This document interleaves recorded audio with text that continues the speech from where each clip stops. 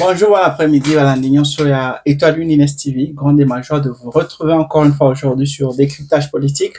Alors, aujourd'hui, au sommaire de l'actualité, on va traiter du dossier Joseph Kabila. Vous le savez, hier, il a choisi hier, le 23 mars, comme une journée pour dédier cette interview à la presse belge. Il y a un média appelé La Libre, qui est un média belge, qui a interviewé Joseph Kabila dans son domicile, selon ses mots, dans son domicile à Goma, un domicile qu'il a acheté depuis 1999. Vous avez déjà suivi l'extrait de cela. Alors, on est là pour vous parler de ça.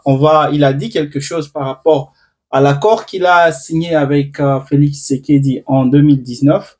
Selon lui, il n'y a pas de constitution depuis 2019 parce qu'il a signé un accord avec la majorité ou sa famille politique a signé un accord avec le Cash, qui est cette plateforme, en ce temps-là, c'est cette plateforme qui était dirigée par Félix Tshisekedi et Vital Kamerhe. Alors, ils avaient signé un accord et il dit que c'est lui qui détient la copie de cet accord et il a lancé même une bêtise en disant qu'il savait que si cette copie était dans les mains de Félix Tshisekedi, cet accord serait déjà sur Internet, c'est-à-dire Félix Tshisekedi ne sait pas comment être discret, si je peux le dire ainsi. Alors, je vais vous balancer une vidéo de l'ancienne secrétaire du PPRD, Madame Francine. Elle a été interviewée sur TV5. Elle nous parle un peu par rapport à cette interview que Joseph Kabila a accordée.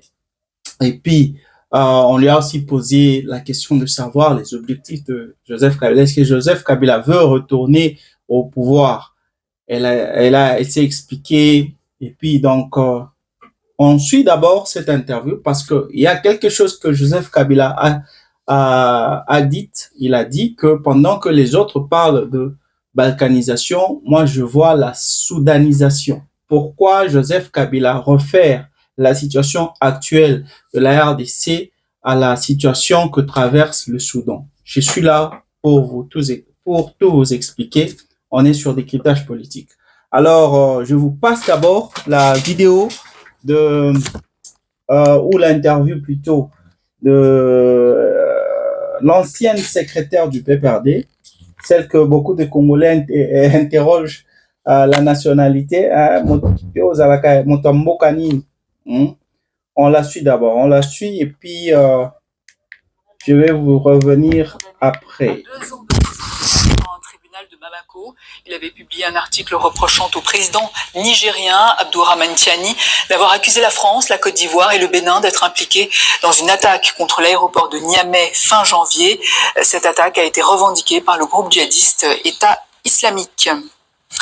Accusé par Kinshasa de lien avec la rébellion du M23, condamné à mort par contumace, Joseph Kabila sort du silence et contre-attaque dans un entretien à la Libre Belgique.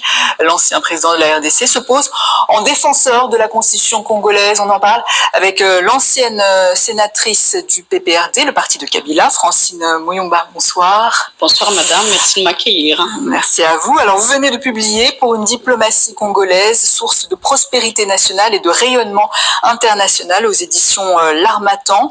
Alors, dans l'interview qu'il a donnée, Joseph Kabila parle de dictature en RDC. C'est une analyse que vous partagez? Tout d'abord, j'aimerais commencer par mon ouvrage que je viens de publier, que je viens de sortir à travers l'Harmattan sur la diplomatie congolaise, parce que pendant longtemps, la RDC, nous avons pratiqué ce qu'on appelle une diplomatie réactive en lieu et place d'une diplomatie anticipative. Du coup, la diplomatie congolaise doit être un instrument de souveraineté, de prospérité nationale et d'influence internationale. Et qu'en est-il aujourd'hui?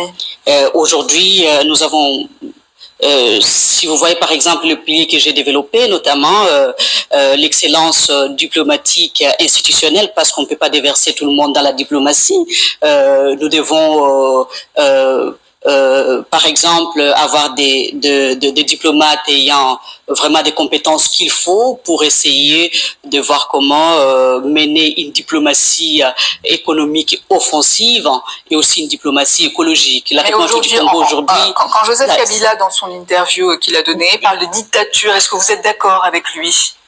Bien évidemment, parce qu'aujourd'hui... il est impossible de faire l'opposition en République démocratique du Congo. Et c'est de cela qu'il s'agit, bien évidemment. Et d'ailleurs, comme vous le savez, la Constitution, parler de la révision constitutionnelle en ce moment, au moment où le pays est en guerre, c'est dangereux. Il y a des gens qui évoquent la révision de la Constitution, d'autres parlent du changement de la Constitution, et ils font beaucoup de confusion là-dessus, ils ne savent même pas s'il faut parler de la révision ou du changement de la Constitution. Politiquement, c'est pratiquement. Je suis contre et je m'explique. C'est politiquement problématique et juridiquement contestable. Je m'explique. En République démocratique du Congo, pour réviser la Constitution, il faut un référendum. Qui dit référendum dit la participation de tous les Congolais. Qui dit référendum évoque bien évidemment l'inclusivité. Or, il y a des zones qui ne sont pas contrôlées par le gouvernement congolais. Alors, parler de la révision constitutionnelle en ce moment, la question que je pose à ceux qui veulent réviser la Constitution est celle de savoir comment est-ce qu'ils vont faire participer nos populations vivant dans ces zones qui ne sont pas contrôlées par le gouvernement. Mais alors, vous, sans le dialogue national inclusif, vous opposez à cette révision de la Constitution, quels moyens légitimes disposez-vous? La Constitution de 2006 est un fruit d'un processus national de paix et de réconciliation, adopté par référendum. Aujourd'hui, vouloir réviser cette Constitution au moment où le pays est en guerre, c'est juridiquement, ça va poser des questions de légitimité. Et mais vous n'avez aucun moyen de stopper cela et de contrer ce projet, en tout cas.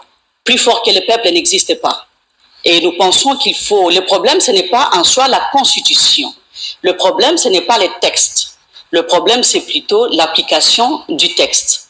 Sans un dialogue national inclusif, il est en ce moment impossible même de penser à la révision de la Constitution. L'urgence pour la République démocratique du Congo aujourd'hui, c'est la paix, c'est la stabilité, c'est la souveraineté du pays.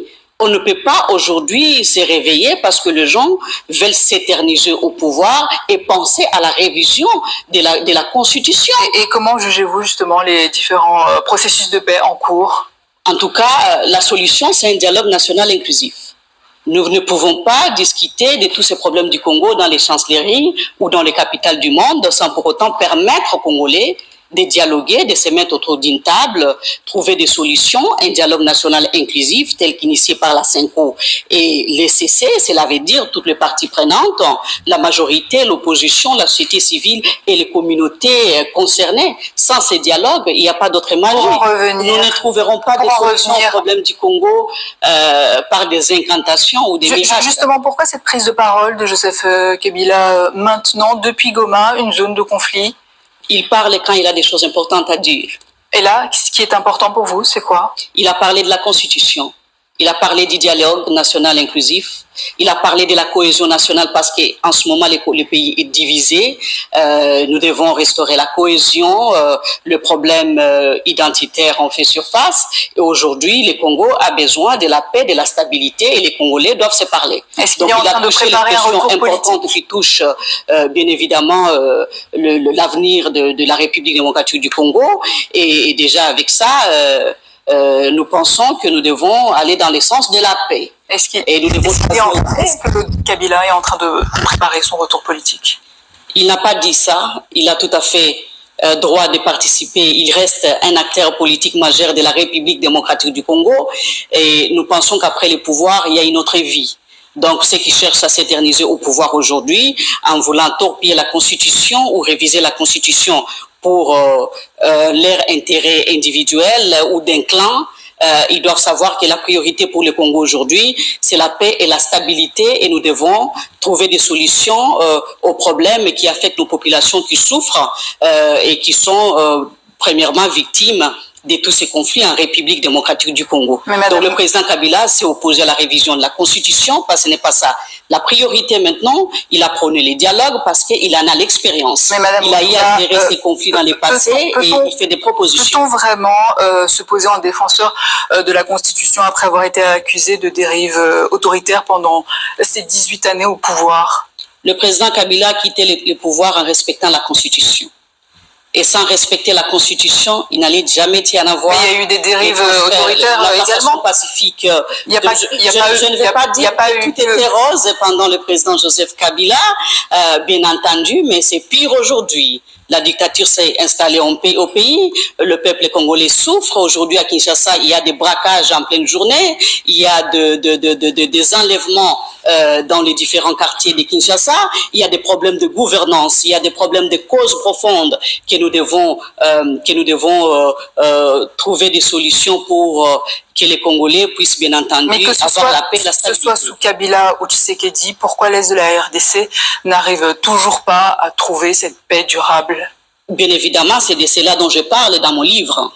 Nous avons toujours pratiqué une diplomatie réactive en lieu en place d'une diplomatie anticipative. Cela veut dire que nous devons voir comment utiliser nos potentiels pour essayer de faire de la diplomatie congolaise un instrument de prospérité d'abord pour le peuple congolais, parce que la souveraineté commence lorsque les ressources du pays servent d'abord le peuple. Merci Francine Moyomba. Je rappelle que vous êtes ancienne sénatrice du PPRD, le parti de Joseph. C'est moi qui vous remercie, madame. Voilà. J'espère qu'on a tout suivi. Je pense que cette dame n'était pas préparée. Joseph Kabila, lui aussi, je ne sais pas s'il était préparé. Joseph Kabila, on le connaît comme quelqu'un de charismatique. Quand il fait des sorties médiatiques, c'est pas quelqu'un qui parle trop. Alors quand il parle, tout le monde veut écouter ce qu'il va dire. Vous allez vous rappeler de son discours à la nation qu'il avait fait l'année passée, le discours qui était suivi, qui était médiatisé. En tout cas, tout le monde veut écouter ce qu'il va dire. Parce que c'est pas quelqu'un qui parle trop, mais pour cette sortie médiatique, pour cette interview qu'il a accordée à ce média belge, la Libre Belgique, il a tapé à côté dans beaucoup de points. Je vais vous expliquer. D'abord, je retourne sur ce que cette dame a dit. Pourquoi j'ai dit que cette ancienne secrétaire du PPRD n'était pas préparée? On lui a posé une question simple. Qu'est-ce qu'elle dit par rapport à la révision de la Constitution? Changement de la Constitution ou révision constitutionnelle. Elle a dit d'abord c'est un problème de justice, c'est un problème qui est légal. Vous ne devez pas juste décider de revoir ou de changer la Constitution sans un préalable. La Constitution elle-même prévoit que pour changer la Constitution, il faut que les peuples congolais puissent voter. Alors comment est-ce que vous pouvez voter? Comment est-ce que vous pouvez le peuple congolais peut voter au moment où il y a d'autres Congolais qui sont encore sous l'emprise du 1-23, sous l'emprise de l'ennemi à l'Est? Elle faisait référence à nos Congolais de l'Est de la République démocratique du Congo. Mais sur ce point-là, je pense que quelqu'un qui connaît la Constitution ne peut pas dire ça. La Constitution congolaise dit dans son article 18, alinéa 4, que en ce qui concerne l'initiative de changement de la Constitution, vous avez besoin de 100 000 Congolais. 100 000 Congolais. On n'a pas dit que ce soit les 100 000 Congolais qui sont dans les zones qui sont occupées, que ce soit dans les zones là où il y a l'ennemi, là où il y a la guerre. Non, on a juste besoin de 100 000 personnes. Ces 100 000 personnes soient de la capitale, comme un peu Mardoché Ntsele l'a fait. Il a réuni 100 000 signatures. Je crois que c'est 100 000 parce que c'est ce qu'il a dit. 100 000 signatures. Ça, on n'a pas besoin que cela vienne de Kinshasa seulement ou de Lubumbashi, juste 100 000 signatures de Congolais et vous pouvez amener ce dossier, cette pétition à l'une des chambres, soit à l'Assemblée nationale, soit au Sénat, pour qu'on puisse voter le changement ou la révision même de la Constitution. Donc, ce n'est même pas un débat là-dessus. Donc, cette dame-là, elle a tapé à côté. Aussi, on lui a posé la question simple. Est-ce que Joseph Kabila se prépare à retourner au pouvoir? Elle a dit, Joseph Kabila n'a pas dit ça. Mais dans son discours, nous avons tous suivi ça. Joseph Kabila a dit que c'est lui qui allait mettre fin au régime de Félix Tshisekedi. C'est lui qui a donné le pouvoir à Félix Tshisekedi et c'est lui qui va mettre fin à ça. Et d'ailleurs, il a fait appel à la population pour se lever, pour qu'ensemble, qu'on puisse se mobiliser pour mettre fin, pour empêcher à Félix Tshisekedi de continuer. Donc, Joseph Kabila, pourquoi voudrait-il mettre fin au régime de Félix Tshisekedi s'il n'était pas prêt à retourner au pouvoir? Je ne vois pas de concordance là-dessus. Joseph Kabila, pourquoi j'ai dit que Joseph Kabila n'était pas prêt par rapport à cette interview? Joseph Kabila, on lui a posé la question. Soit il n'était pas prêt, soit il ne savait pas mentir. Pourquoi je dis ça? Il a d'abord dit premièrement que il a une maison. La maison là où il a passé l'interview, c'était une maison qu'il avait achetée en 1999. Et pourtant, en 1999, il y avait la Deuxième Guerre mondiale, la Deuxième Guerre du Congo plutôt. Cette guerre avait commencé depuis août 1999. C'était une guerre entre le RCD Goma contre le régime de Kinshasa. Le RCD Goma était soutenu par le Rwanda et Kinshasa avec le président Mzee Laurent Désiré Kabila. Joseph Kabila, en ces temps-là, il était le chef d'état-major chargé des forces terrestres. Il était envoyé pour aller combattre l'ennemi, le RCD, à l'est du pays. Le RCD, en ce temps-là, occupait déjà plusieurs villes à l'est du pays. Là, je peux même dire la majorité de la partie nord et sud qui était occupée par le RCD. Je peux citer Bukavu, Goma, Kisangani. Toutes ces localités étaient occupées par le RCD Goma. Alors, pendant ce temps-là, est-ce que Joseph Kabila, lui qui était envoyé pour combattre la guerre de Pweto, il était envoyé pour aller combattre à l'Est dans cette guerre qu'on appelle guerre de Pweto, comment Joseph Kabila pouvait-il aller se payer une parcelle dans des zones qui sont occupées par les rebelles? Si il avait acheté cette maison en 1999 à Goma. Vous comprenez que soit il n'était pas préparé, soit il avait carrément menti. Hein, soit il ne savait pas mentir. Hein, il ne savait pas mentir. Un autre point que Joseph Kabila a cité, toujours encore par rapport à cette interview, Joseph Kabila a dit que il a signé des accords avec Félix Tshisekedi, je vous l'ai dit en début d'émission, avec le Cash, qui est cette plateforme de Joseph, qui était la plateforme de Vital Kamerhe et Félix Tshisekedi. Ils ont signé cette alliance, mais il y a quelque chose qu'il a cité là-bas. Il a dit que bon, bien sûr, il a dit que sa majorité, les deux chambres étaient, il avait la majorité dans les deux chambres, c'est-à-dire dans l'Assemblée nationale et le Sénat. Félix, il ne savait pas comment il ne sait pas comment est-ce que Félix Tshisekedi pouvait avoir le pouvoir sans lui. Donc, c'est lui qui a donné le pouvoir à Félix Tshisekedi. Et puis, il a dit quelque chose, que si ce qui se passe à l'est du pays, ce n'est pas la balkanisation, comme beaucoup le disent, mais c'est la soudanisation.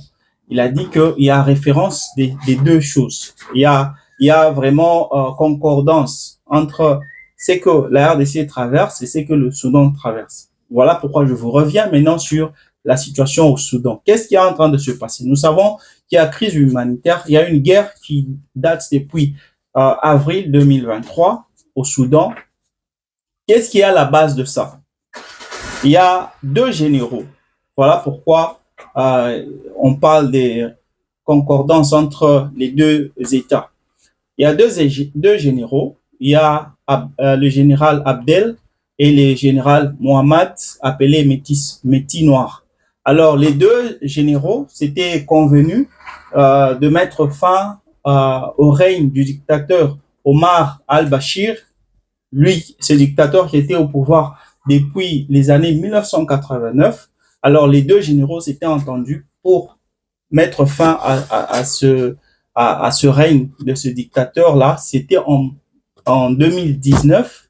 Alors, après 2019, quand ils ont mis la fin au règne d'Omar al-Bashir, il y avait maintenant deux pouvoirs. Il y avait le pouvoir civil et le pouvoir militaire. Les deux devaient se séparer.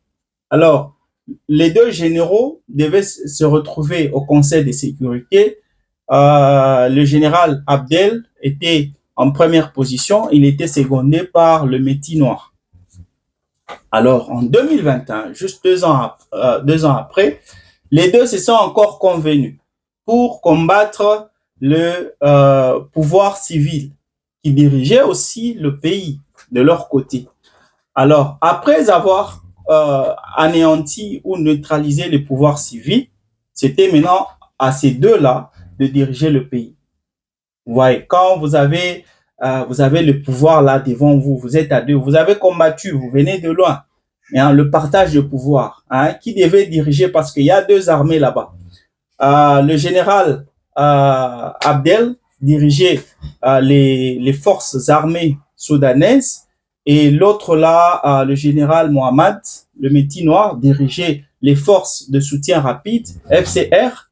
Alors, qui devait diriger quoi? Et puis, par rapport aussi aux minéraux que le Soudan regorgeait, les intérêts des Occidentaux, qui devait diriger tout ça? Et surtout, privilégier, vous connaissez l'Afrique, non? Vous devez gérer avec plusieurs nations.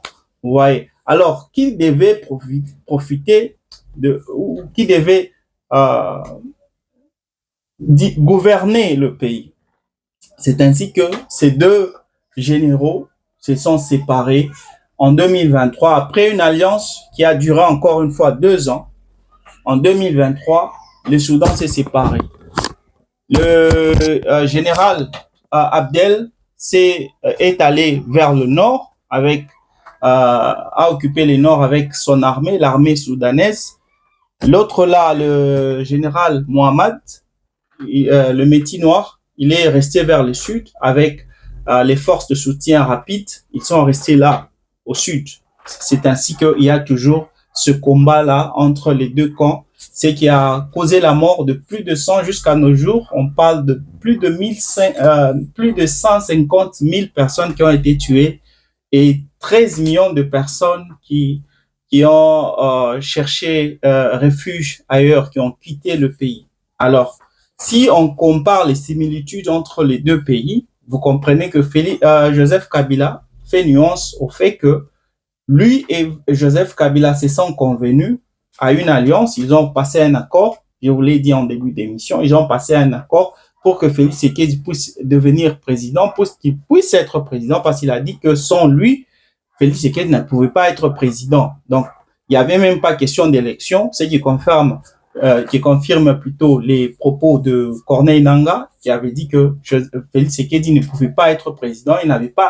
Il avait même exagéré, il n'avait même pas obtenu une seule voix. Vous voyez. Alors, Joseph Kabila a dit, c'est lui qui va mettre fin au règne de Félix Tshisekedi. Alors, les deux se sont convenus. Les deux, ce n'est plus question maintenant de balkanisation, mais il y a deux personnes qui vont se combattre mutuellement. Voilà pourquoi Joseph Kabila dit que c'est lui qui va mettre fin au régime de Félix Tshisekedi. Mais est-ce que Félix Tshisekedi peut paniquer par rapport à ses propos? Parce que ce n'est pas la première fois que Joseph Kabila menace Félix Tshisekedi. Il l'avait fait aussi l'année passée. Comment il allait mettre fin à ce régime? Moi, je trouve que, premièrement, Joseph Kabila, il n'est pas aimé des Américains. Vous allez vous rappeler vous allez vous rappeler de l'accord qu'il avait signé avec les Chinois en RDC, l'accord soi-disant historique. Les Américains n'avaient pas aimé ça parce que déjà depuis les années 1965, les Américains avaient mis fin au règne ou à la présence des Chinois en RDC parce qu'ils ne voulaient pas voir les Chinois en RDC, ce pays très riche qui regorge les minéraux stratégiques qui sont désirés partout dans le monde. Alors, on ne veut pas que la Chine continue à s'approvisionner des minéraux congolais. Voilà pourquoi on ne voulait pas de la Chine. Et on avait aidé Mobutu en ce temps-là à mettre, à neutraliser la présence chinoise. C'est Joseph Kabila qui a ramené les Chinois en RDC et cela n'avait pas plu aux Américains. Voilà pourquoi, vers les années 2018, Joseph Kabila, lui qui voyait déjà qu'il n'avait pas les soutiens des Américains, a voulu mettre fin à la MONUSCO. Il a dit pas question, on n'a pas besoin de la MONUSCO ne fait rien. Bien qu'il disait la vérité, parce que la MONUSCO ne fait rien, mais tout ce temps, il ne l'avait jamais dit. Pourquoi seulement quand il avait vu que les Américains ne voulaient pas de lui? Vous comprenez? Alors, il a décidé de mettre fin à ça. Oh non, non, non, non, on n'a pas plus besoin de... Donc, les Américains n'aiment pas Joseph Kabila. Et de l'autre part, Félix Tshisekedi a signé des accords avec les Américains. Donc, pour le moment, Félix Tshisekedi est le chouchou des Américains. Donc, et cela étant dit, Joseph Kabila ne peut rien contre Félix Tshisekedi parce que Félix Tshisekedi il est protégé par les Américains. Donc, il n'y a rien que vous pouvez espérer. Voilà pourquoi, d'ailleurs, jusque-là, les 1-23 se trouvent toujours là où ils sont. Ils ne peuvent plus aller jusqu'à Kinshasa parce qu'ils savent que aussi longtemps que Félix Tshisekedi est au pouvoir, les intérêts américains seront toujours protégés. Mesdames et messieurs, c'était votre frère Francis. Merci d'avoir été des nôtres. S'il vous plaît, suivez-nous sur TikTok, suivez-nous sur Facebook. On est sur toutes les plateformes. En tout cas, suivez-nous pour ne rien rater. Je vous retrouve demain, Dieu voulant, par la grâce de Dieu. Hein, par la grâce de Dieu, on se retrouve avec la même force, la même énergie. Bye.